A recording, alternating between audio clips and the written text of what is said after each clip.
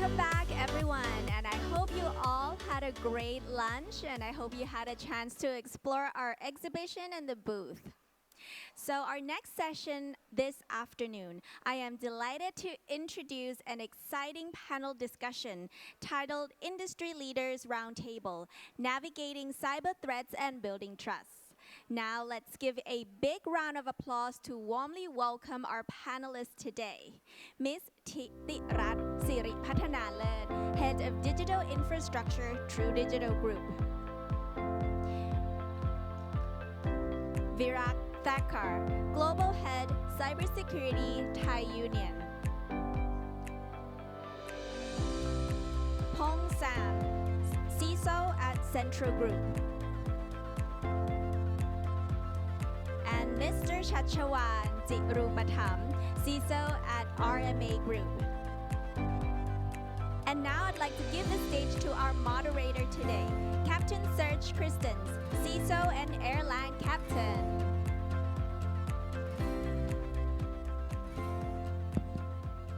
Hello everybody, radio check, all mics are working?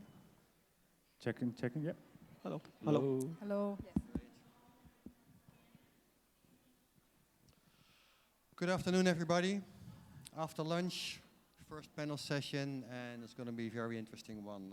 I can promise you today we are going to talk about cyber threats and trust, and we're going to explore the relationship between those, and I'm going to promise already it's not going to be about zero trust at all. It's going to be about trust, but not about what you think. I see we have quite a lot of time actually, so we can hit it, gentlemen and lady. I would like to start with a short round of introduction. I understand in Thailand these people are cybersecurity celebrities, so this is going to be a short round of introduction. And after that, we'll hit it off with our discussion. Thank you very much, everybody, for being here, and I'd say enjoy the show. First, I'd like to give the word to Titirat, the lady in the group. Can you shortly introduce yourself? I'm Siripattanalert, the Chief Information Security Officer and Chief Data Officer for True Digital Group, and I'm also building the end-to-end cyber security services for the enterprise of all sizes in Thailand. So I'm the Managing Director for True Digital Cyber Security as well. Thank you. Virak, next please. Myself, Thakkar. I'm the CISO for Thai Union Group. We are one of the leading seafood and pet food category manufacturing industry. Been living in Thailand for 6 years now, and very happy to be here. Hello, my name is Fong Sam. I'm the CISO for Central Group. And I'm a 20-year veteran in cybersecurity and networking and IT in general. My current responsibility as a CISO for Central Group is across the 3 companies. So take care of all the risk, all the privacy, and all the security aspects of the business. Thank you. You? Yeah, forget my Thai name, just call me View, easy. I'm currently the similar position as all other guys here, CISO from RMA Group, which is the company that has global headquarters here. We have 14 countries operations, and we are doing like selling cars, vehicle, armor vehicle, ambulance, to selling pizza and ice cream, and also we are doing hotel. So my responsibility is cybersecurity in the whole group. All clear. Thank you very much. So I'm looking at a group of very seasoned cybersecurity professionals, actually, in different dimensions, in different industries, but nevertheless, in the same country, facing the same threats, I guess. As for me, I'm from Amsterdam, the Netherlands. I worked in the Dutch Air Force for a long time, and then I flew for KLM Transavia a long time, Boeing 737s. Next to that, I started doing cybersecurity. 6 years ago, I moved to Singapore to fly for Singapore Airlines. COVID happened. Cybersecurity happened even more, which was actually very nice. Had a few nice CISO roles. I enjoyed that a lot. At some point, decided I want to go flying again. So now I do both.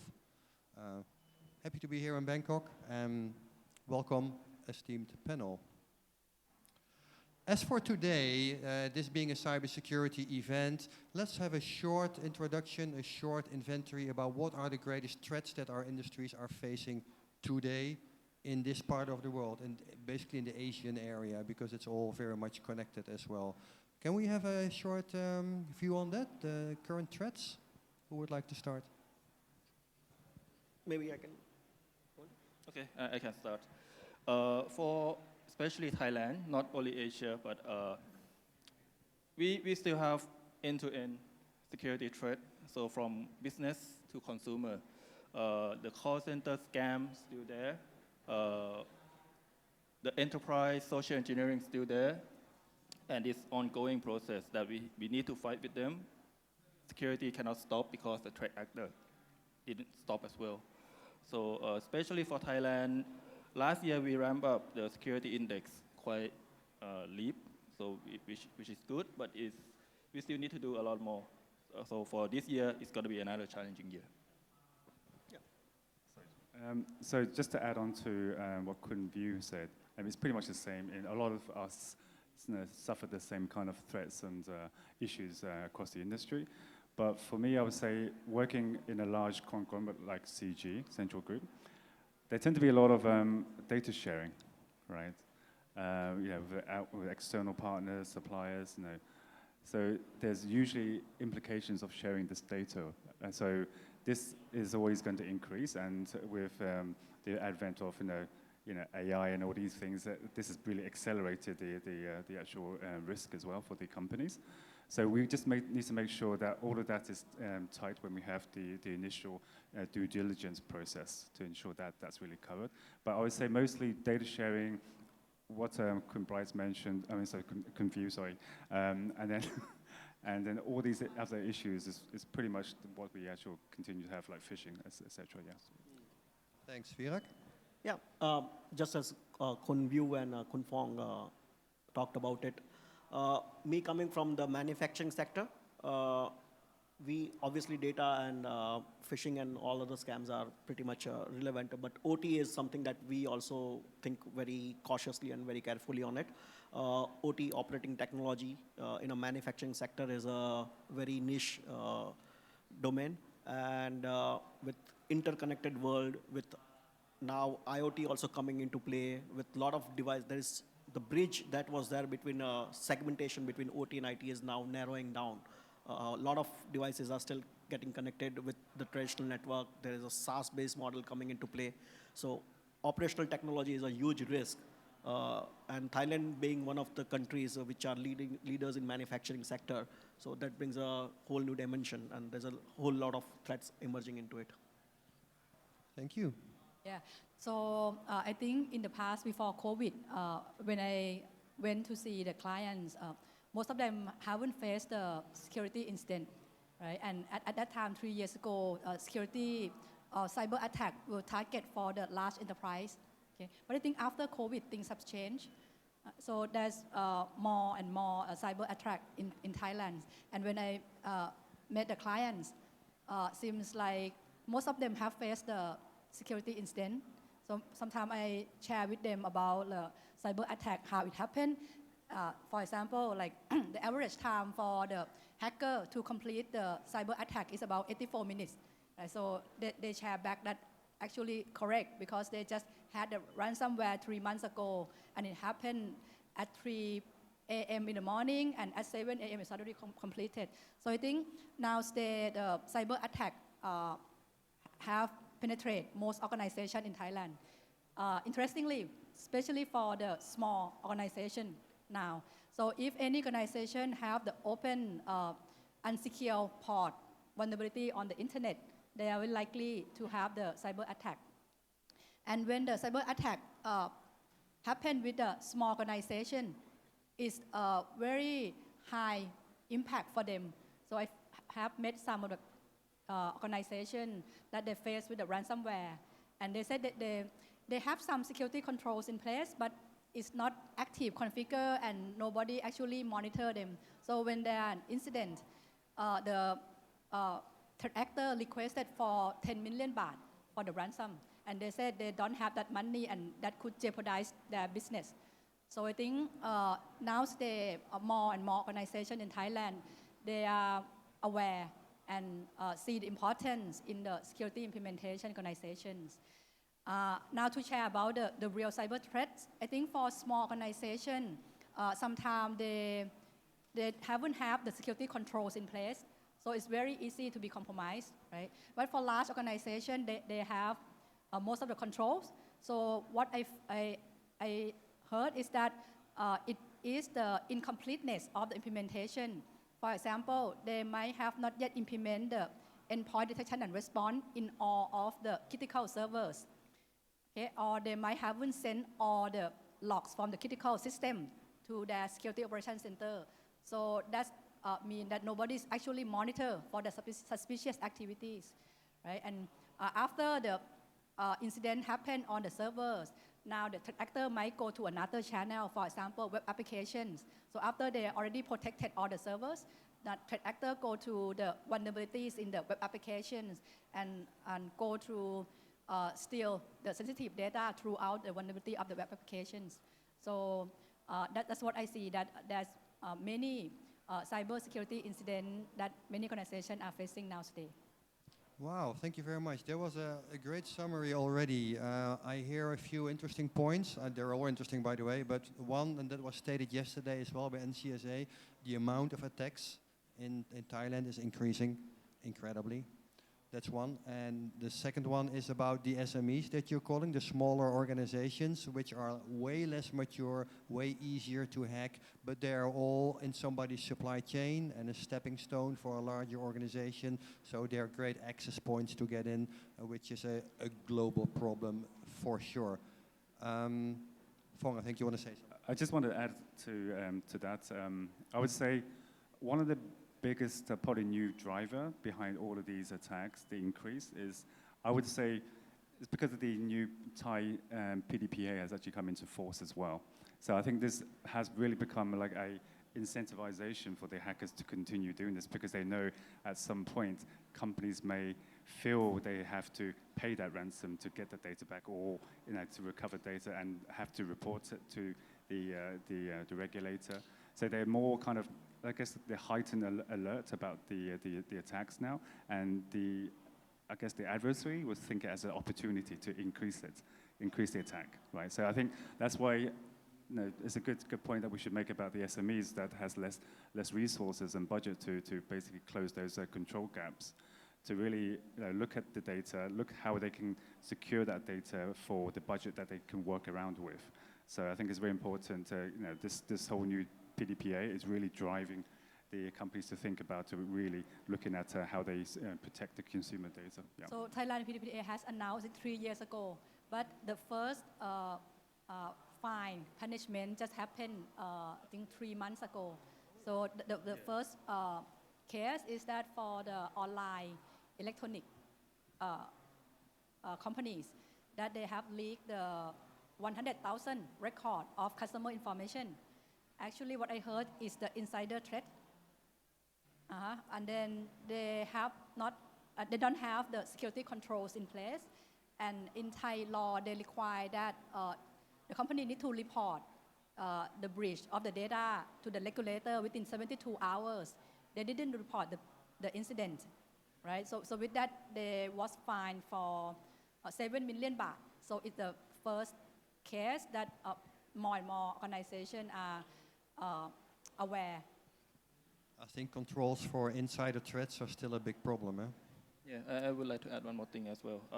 Talking about SME, the security controls that SME cannot afford, because it's going to be a big investment. One thing is usually the SME are not being regulated by anybody. So they don't even know or even realize how important to ramp up or enforce any security control, because they are just small and they don't think it's going to come to us. Unfortunately, they are the easy target. Yeah, so the PDPA is kicking in, the first victims are paying. Is there any consensus, by the way, just a side question, in Thailand about paying or not paying ransom? What is the mindset we have here?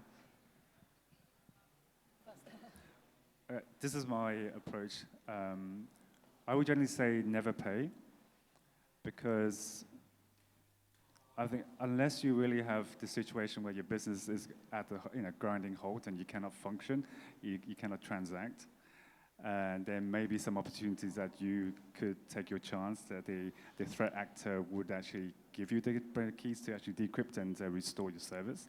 But even then, at that point, this data has probably copied and been distributed in the dark web so many times already. So there's no guarantee the data will be actually deleted, right? So you really can't trust them. That's one. The second one is, I would say, for me personally, I don't like the fact that you continue to fuel this industry.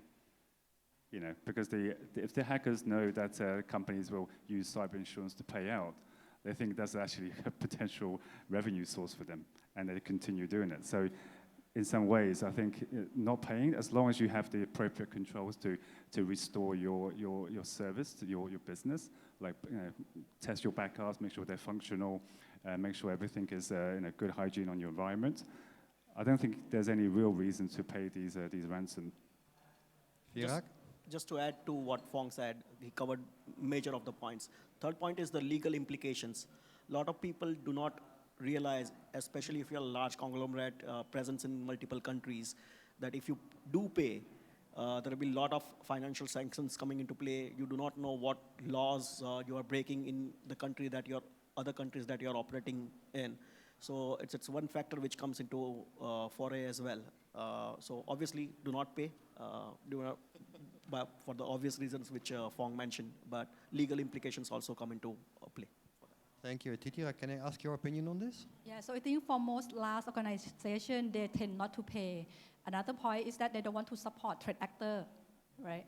So with that, they will put more effort in terms of forensic investigation and prevention at the root cause so that it not come back again. But for small organizations, sometimes they have no choices. Like if the whole database is encrypted. So I think for the small organizations, sometimes they might need to pay in order to survive, in order to continue their businesses. I would advise not to pay as well. Instead of wasting the money for threat actors ransom, we should spend that money beforehand to prevent or to imply the security control that we're going to have, and that's usually smaller amount than the ransom, because when you pay ransom, it's not only fuel, but you never know. They might need to ask more and more, never finish, right? And maybe their ultimate goal is just to destroy your business. So they may actually be a target attack. And also, to be fair, a lot of small companies, even larger companies, don't actually know how to pay. Because they forgot to set up a Bitcoin account. Where did they get crypto from? Where did they get Ethereum from? Or wherever they're asking. Actually, that's why sometimes actually companies outsource this to a ransomware negotiation company that will deal with the threat actors, right? And they do, and if the client chooses to pay, then they actually have a method of actually paying in the crypto that the threat actor chooses to have. So yeah, I think payment is also an issue, but yeah, legal is also an issue too, yes. So one of the points when you are creating a cyber incident plan is actually make sure you have a Bitcoin account. Actually, you should have it, even if you don't use it, but you may need it. And when you need it, you don't have it, you waste time. I had an interesting chat the other day with a ransomware negotiator. And these guys are interesting because they know how to negotiate, but these ransomware criminals don't know how to negotiate. They're technical guys, they know how to get the malware in and all that, but they don't know how to negotiate. So he'd been doing this for 6 years, and his takeaway was actually always negotiate, always. Maybe you don't pay, but always start the conversation with these people because they make mistakes as well. And quite often they see the amount that needs to be paid reduced in half. And that's time that you can win and save in order to other things in the background. Even if you decide already beforehand, I'm not going to pay, but do engage in negotiation, always. Because it saves you money, probably. It'll pay off. Yeah, but with a professional negotiator. If I go, probably it will screw up things. No, do not do. I would not recommend that as well.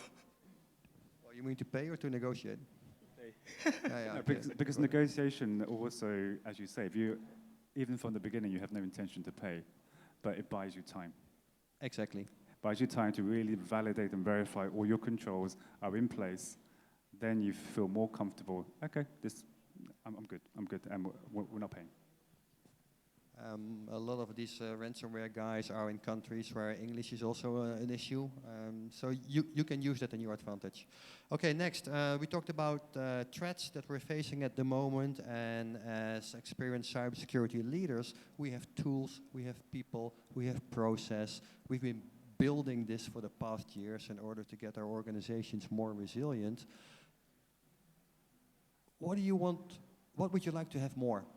You want more tools, you need more people, you need more process, you need, of course, we always need more money. What are you looking at the moment? What would you like to have more to increase your resilience, to protect your organization more? What's on your wish list? Few. Okay, To be frank, I need more budget. No surprise we there. we all do. So what would you do with that budget?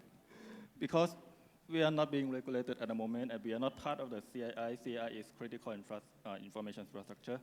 But I can foresee that because we are in the automotive business, this thing will come.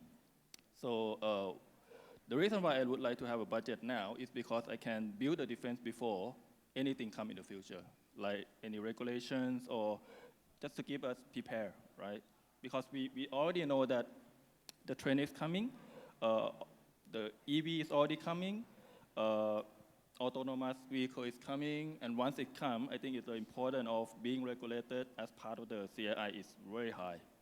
So yeah, I need a budget now, please. So you just need a war chest full of money so you can use it in case you need it? Not for ransomware negotiation, yeah?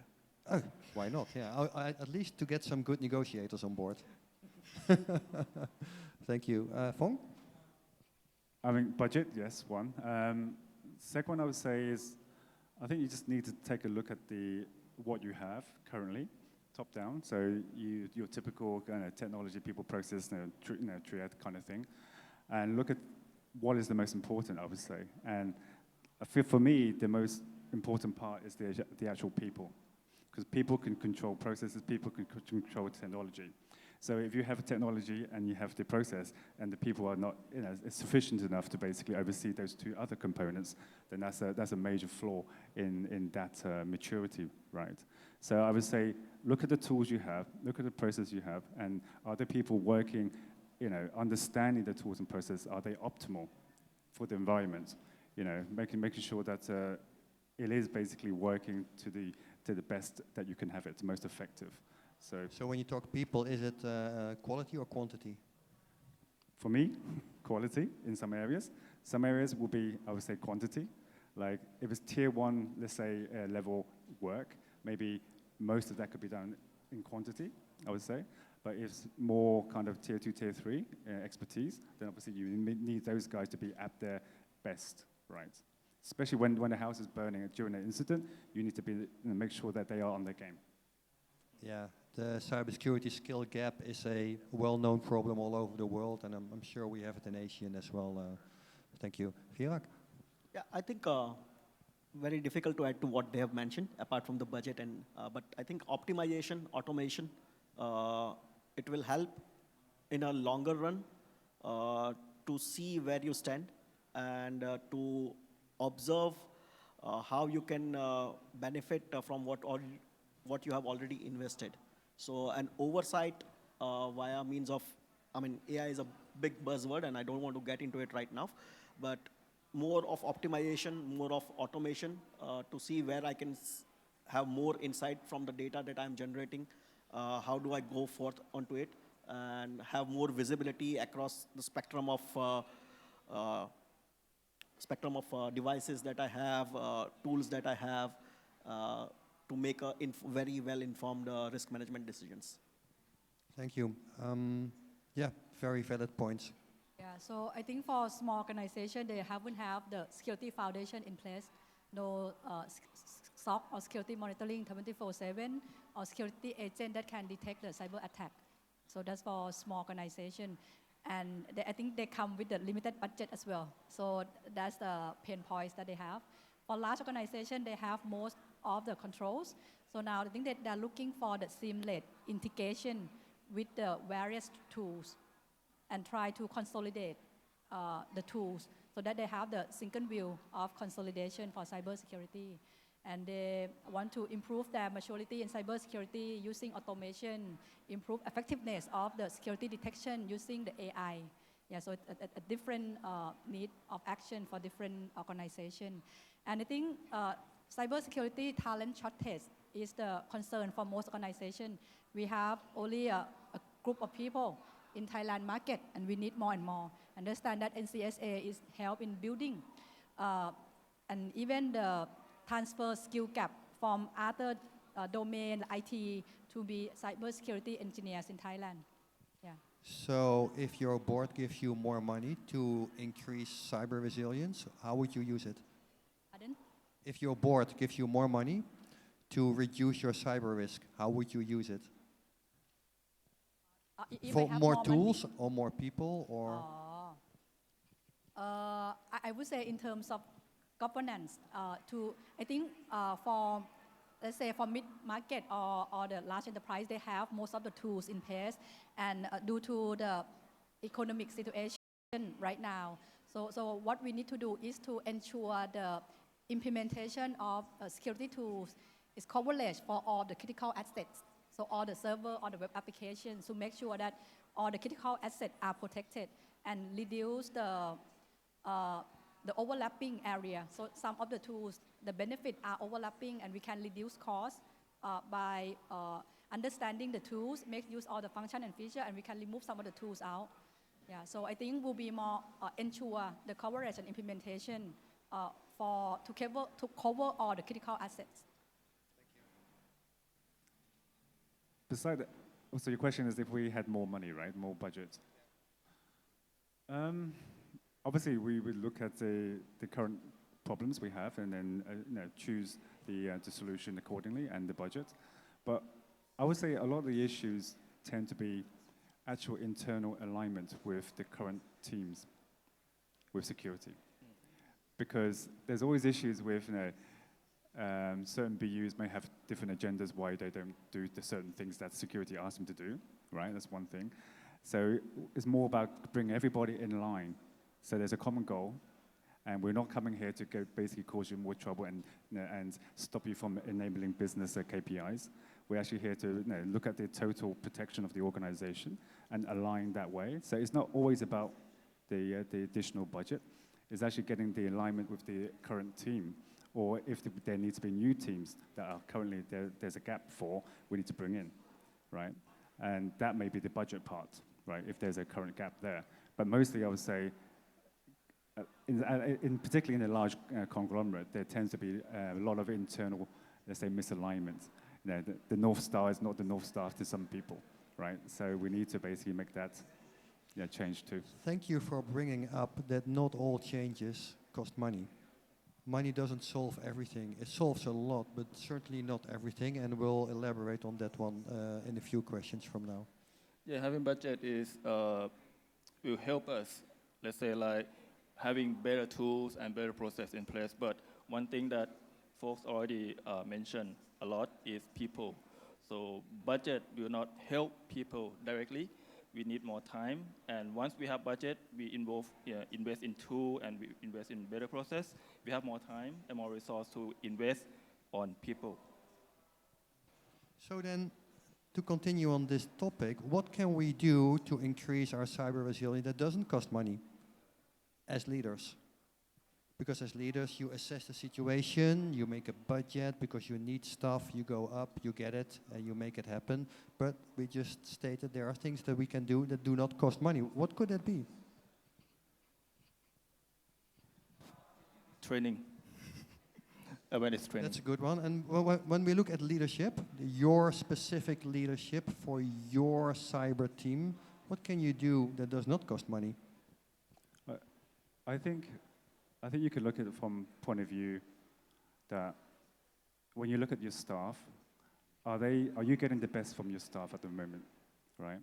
So I think there are times where, I'm not saying Thailand particularly, but there are There are places where allow you to basically fail and learn from it, and there's no retaliatory or consequences, right?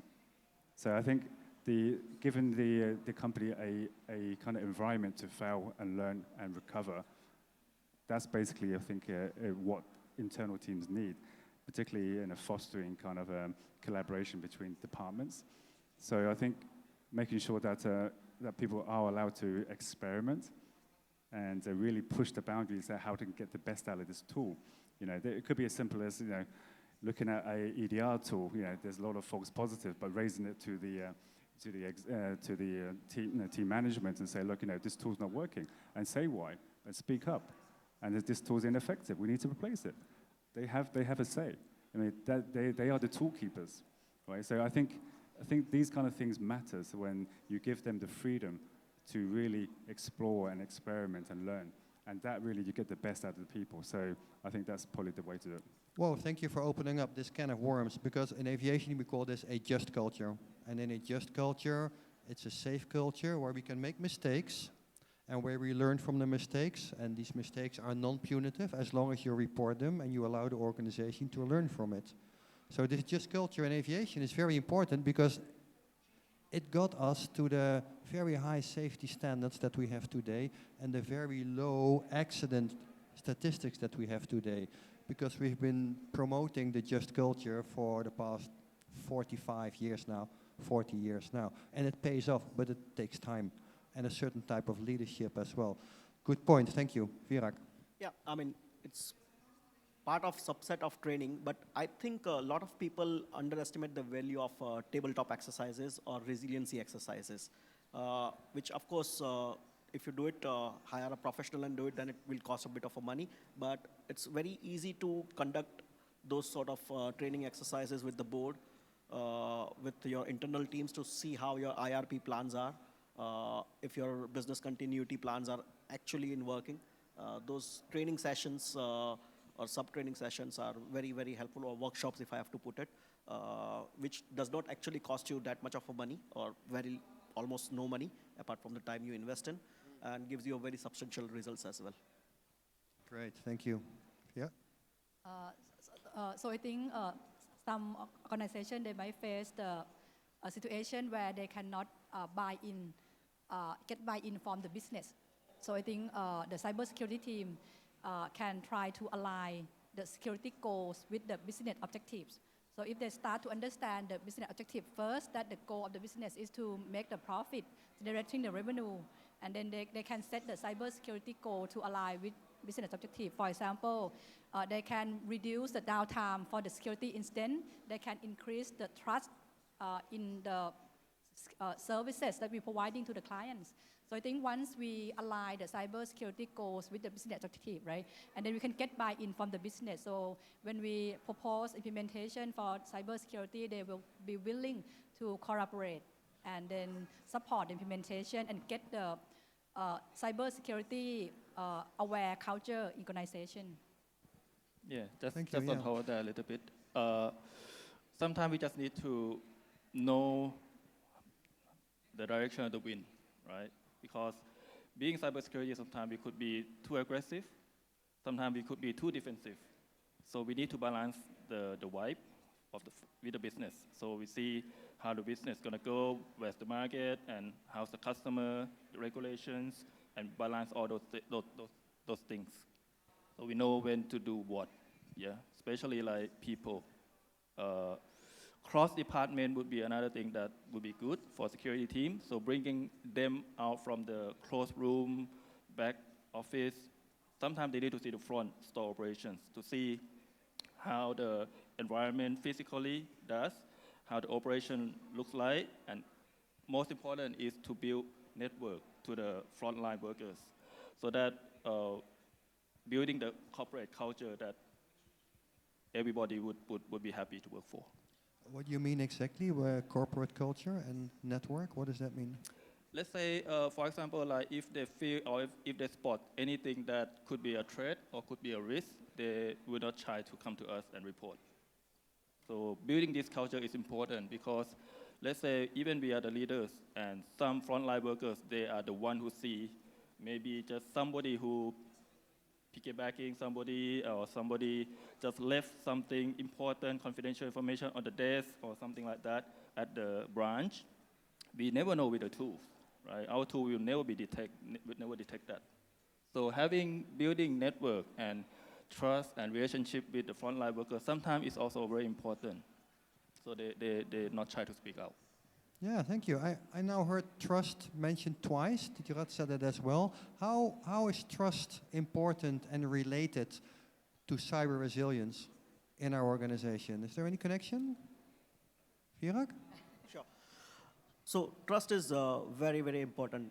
And trust is not just between the teams, the IT teams or security teams, but also with the management as well.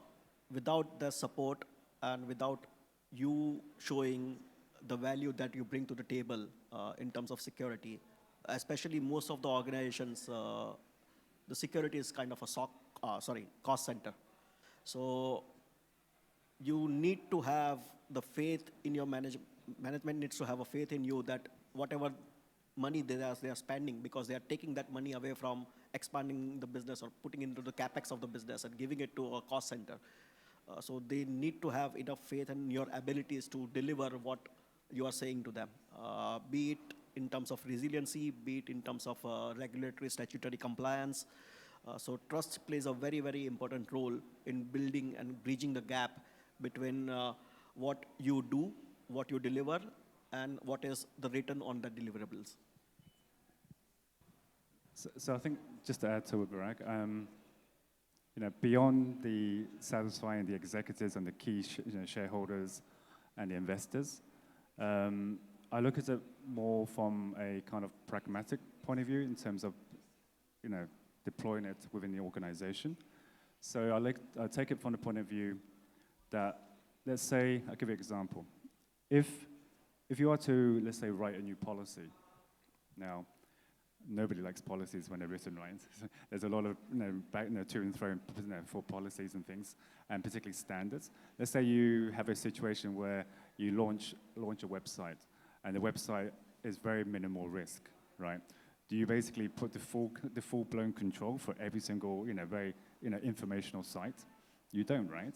You take it from a very adaptive security point of view, right? So you adapt the security based on the additional features that will be introduced later on their website.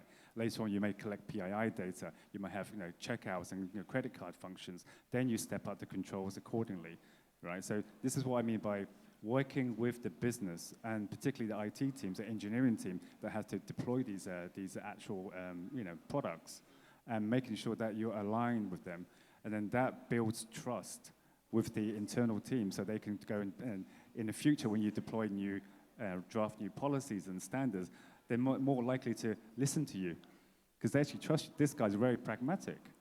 What he deployed last time worked. It's perfect. But you can align without trust. It's called follow orders. Sorry? You can still align without trust. It's called follow orders. Yeah. So we can still have alignment without trust, but it's better with trust. Absolutely. Yes. Yes. Like I say, it fosters collaboration. I should say trust. Just openness that you were willing to do something together. Yeah. Collaboration. Yes. Yeah, trust also can help eliminating or reducing insider threat or shadow IT as well. Being from the global company which has the headquarters here, as I said earlier, we cannot know if any engineering department in some areas that going to introduce any new software without proper approval, and they might also negotiate already with local IT. They may grant a temporary permission, but that's enough for bringing any threat into our organization. Building trust with them so that they can speak out, that's also very important still, and I really believe in this. So for me, I see trust in the high level, like Kun Virak, as a CISO, we need to build trust to the board of director and senior executive. And as I mentioned, we can start with aligning the security goal with the business objectives, right? And then once they get buy-in, right? So then they will provide top-down direction, like a culture will be changed. So the whole organization will see the importance of cybersecurity. And then they will put cybersecurity first as a culture. So that is totally different when we don't get trust from the board of directors, and where we need to implement security from the bottom up, it's very likely to be unsuccessful. Yeah, so I think trust is very significant for us to be successful in our security implementation. I would like to add on top of that. I mean, I agree, 100%. You have to have your board and the investors on board with your roadmap and your vision. That's 100% agreed. But however, even from the bottom up, you have to make it work. Because I tell you what, the amount of times that you push a new policy, and if anybody disagrees with that policy, they won't tell you. They will just find bypasses around it. So, like I say, you do policies. You do policies for the people. Don't make people work for the policy. That's how I really strongly believe this. Yeah, let me share some technique then. Building trust is a matter of art, not science. So we need a mutual benefit. Or normally, let's say sometimes I don't even know how to build trust internally with these specific people, especially CEO. Long time ago, I don't know how to approach CEO. But whenever he needs my help, I always, let's say, deliver the commitment. Yeah, so don't say something and cannot deliver. That will destroy trust. And over the time, trust accumulates. So at the level of confidence, CEO now can invite me to his house, can even ask me for doing his computer, for example, fixing his computer, and then, touch wood, expand to his family too. So yeah, building trust is at all levels. Yeah, as everyone said, trust is at all levels. It cannot be at just the top level and be then incorporated down. The reason we started with the top level trust is because without them, there will be no program, right? So, so that's the whole point. But having trust with the board and management, it solves one bigger issue as well. And going forward in the future, if you look at the world, there are a lot of mergers and acquisitions. Usually it has been a trend in the past at least, that a lot of companies do not involve their digital function, or especially the security function when they are doing a merger and acquisition, or you're not part of the strategic roadmap, because it's considered to be very confidential if they are doing a M&A, right? So if you do not have that trust build up with the management, you will not have the visibility, the insights of what is coming, and then you will be scattering all around the world to find how to integrate, how to solutionize, how to reduce the risk factors. So trust factor is very important at the top level from the strategy perspective, and the bottom level to ensure that your processes are getting followed, your tools and solutions are getting complied to with. Very important during M&A process too. Long time ago, whenever M&A happened, the business side will never think about even IT or nowadays security, because they don't aware what could be the impact by not involving us into the M&A process or due diligence process. And then usually later bring in the problem that we might not be able to fix after M&A.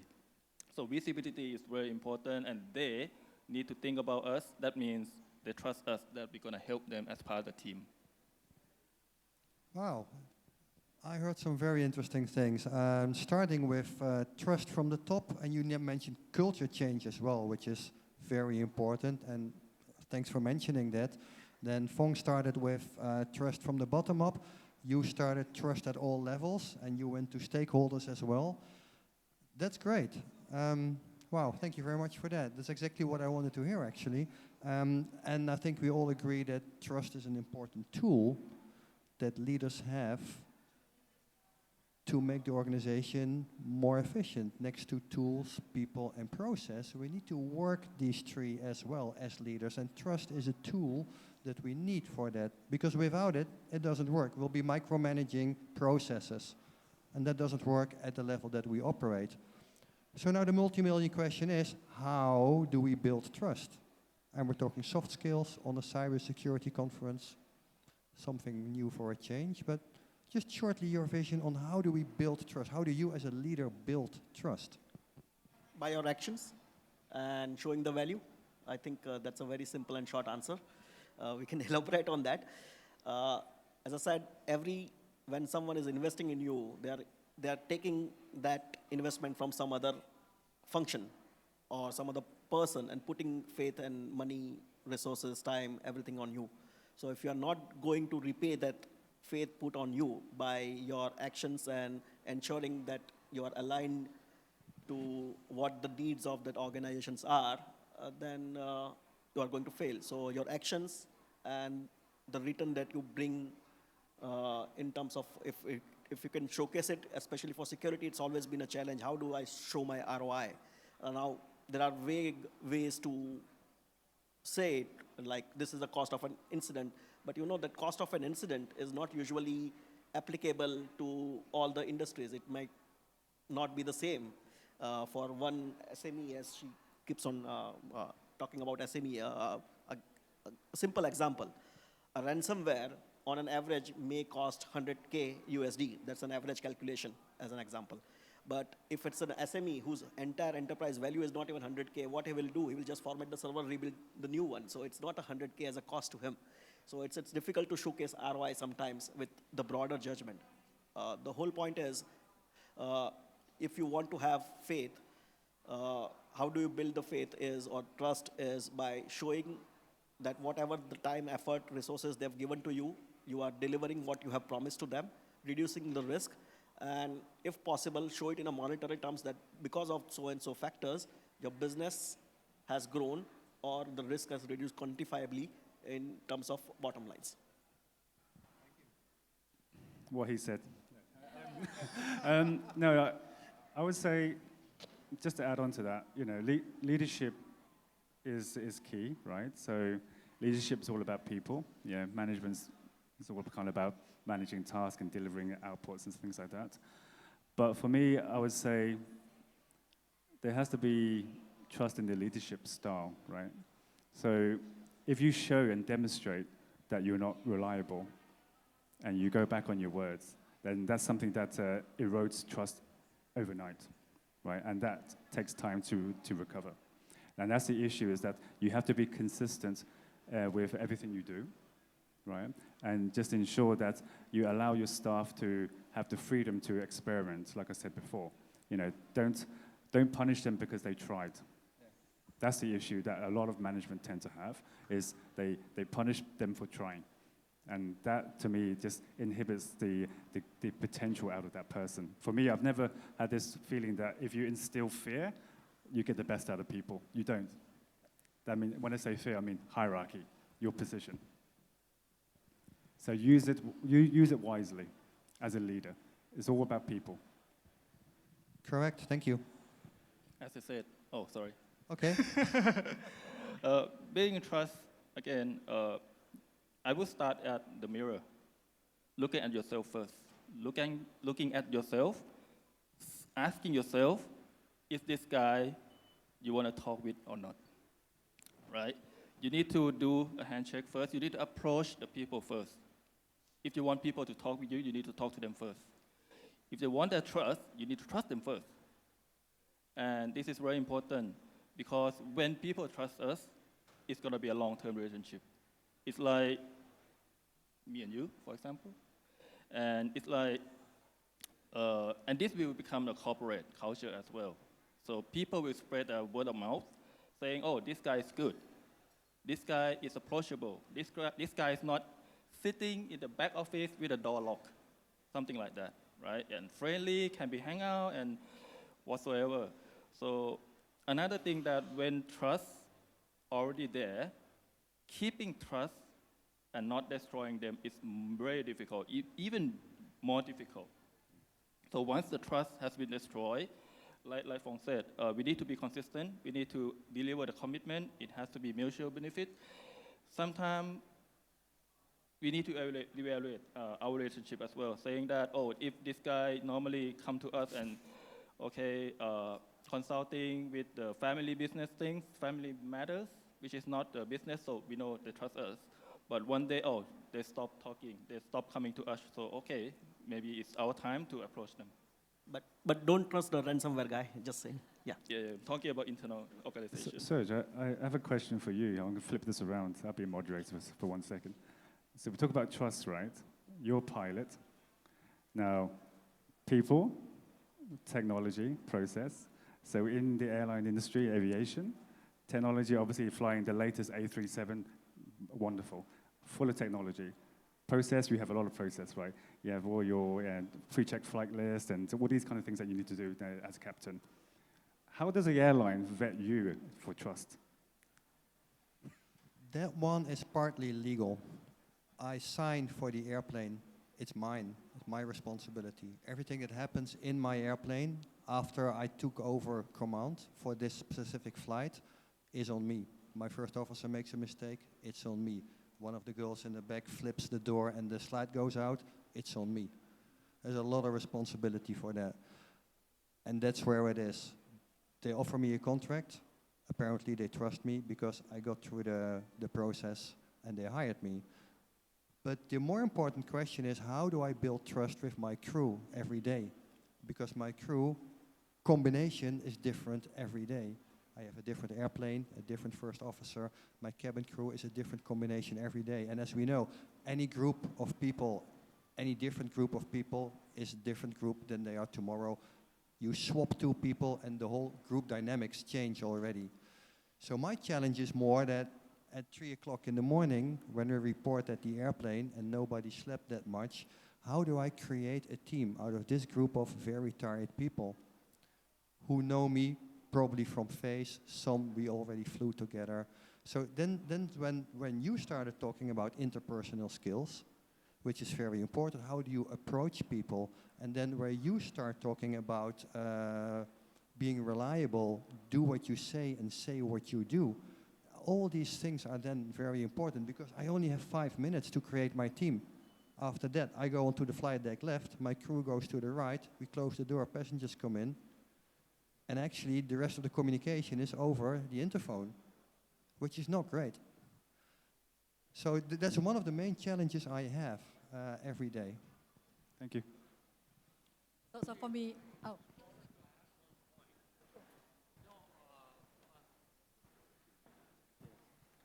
I am Ganesh and I am doing IT advisory and consulting. See, when the discussion started on trust, I thought it is going to be about zero trust architecture, which is now, it's becoming popular because I think you don't trust anything actually because you have to secure end user devices and build a SIEM, right? Put all the proactive measures in place because any kind of threat can attack, right? But I went, it was like trusting, that is what is, the concept is against. I just want to know whether you want to add something to it, actually. I think your closing comment was also interesting. When you take over the flight, you have less than 5 minutes to sort of, get the crew in, right? And after that, everything is over the intercom, and the level of trust, I don't know how much you got on them, actually, right? So I think the zero trust architecture, do you want to comment anything? I think that is what is, catching up, actually. I think zero trust can also apply to us. Yeah, so you believe this is the real me or? To anyone, So if I understand you correctly, you actually want to talk about zero trust. That's not this panel. I have to apologize for that. This is about the other side of trust that I explained in the introduction. So I think later on there's going to be a panel on zero trust on the other side. Okay, thank you. Come back to how to build trust, right? So to Yes, me, please. it's first to understand them. For example, if we want to create trust with the business unit, we need to understand their priorities, their objectives, right? So let's say they have the new mobile application that they want to launch within the end of the month so that they can generate the revenue. So we are there with them, we understand them, and we support them to be successful in their goals. But then what can we do in this case? Can they remediate the critical vulnerability first? And then after that, we have 2 weeks to fix the medium vulnerabilities. And in the future, can we embed that cybersecurity in the software development? So every time they submit the code, we can provide the vulnerability of the source code scan. So that is the future plan, long-term plan, collaborate with them by understanding the counterparts. Very nice, thank you very much.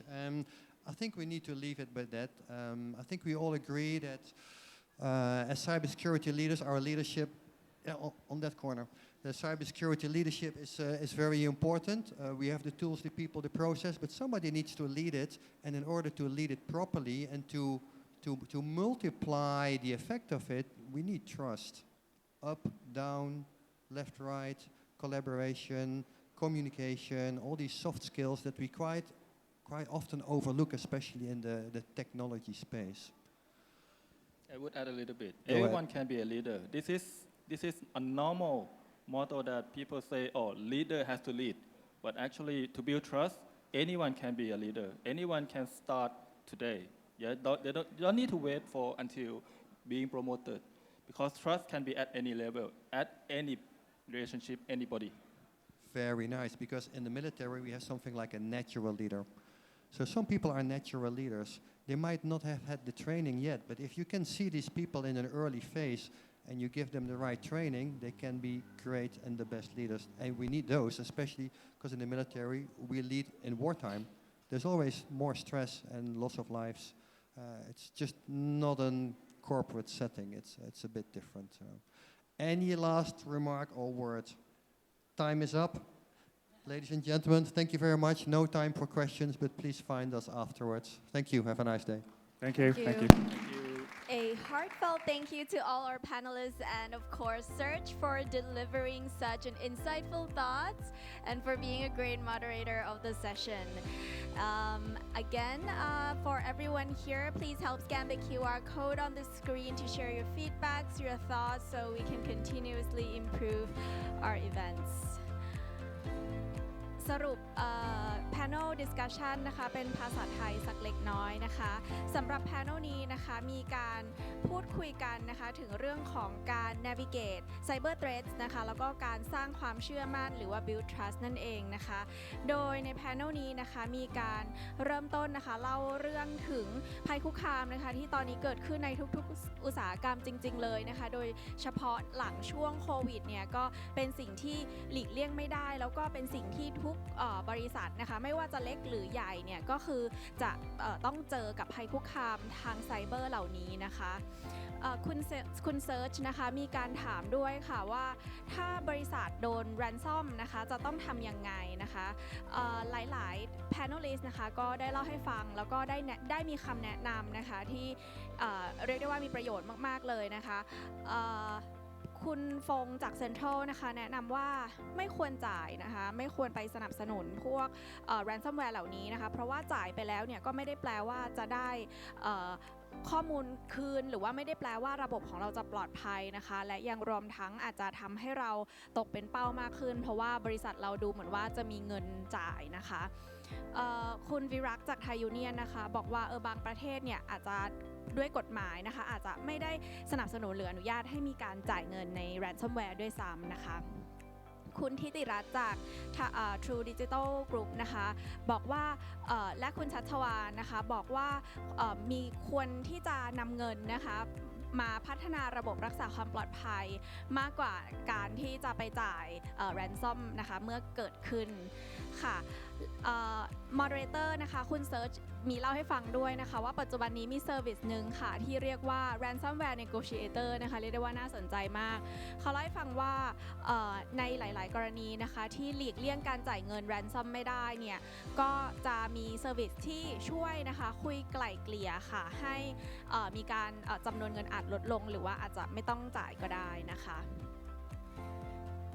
นอกจากนี้นะคะยังมีการคุยเรื่องบัดเจ็ตนะคะหรือว่าจำนวนเม็ดเงินนะคะที่มีการลงทุนสำหรับการพัฒนาระบบการป้องกันทางไซเบอร์นะคะซึ่งทุกท่านเนี่ยเห็นตรงกันเลยว่าเทคโนโลยีนะคะก้าวไปข้างหน้าอย่างรวดเร็วนะคะเพราะฉะนั้นระบบการป้องกันทางไซเบอร์เนี่ยก็สำคัญที่จะต้องมีการลงทุนอย่างมากเลยนะคะโดยคุณทิติรัตน์ค่ะได้แนะนำนะคะว่าบริษัทเล็กนะคะควรจะต้องมีบริษัทเล็กหรือ SME ค่ะยังควรจะต้องมีระบบ detection นะคะ24 ชั่วโมงนะคะรวมทั้งบริษัทใหญ่ผู้ซึ่งอาจจะมีระบบอยู่แล้วสามารถที่จะมองดูบางจุดนะคะที่ tools อาจจะมีการทับซ้อนกันนะคะเพื่อจะลดจำนวน tools ได้แล้วก็มีประสิทธิภาพดีกว่าเดิมหรือว่าเท่าเดิมนั่นเองค่ะ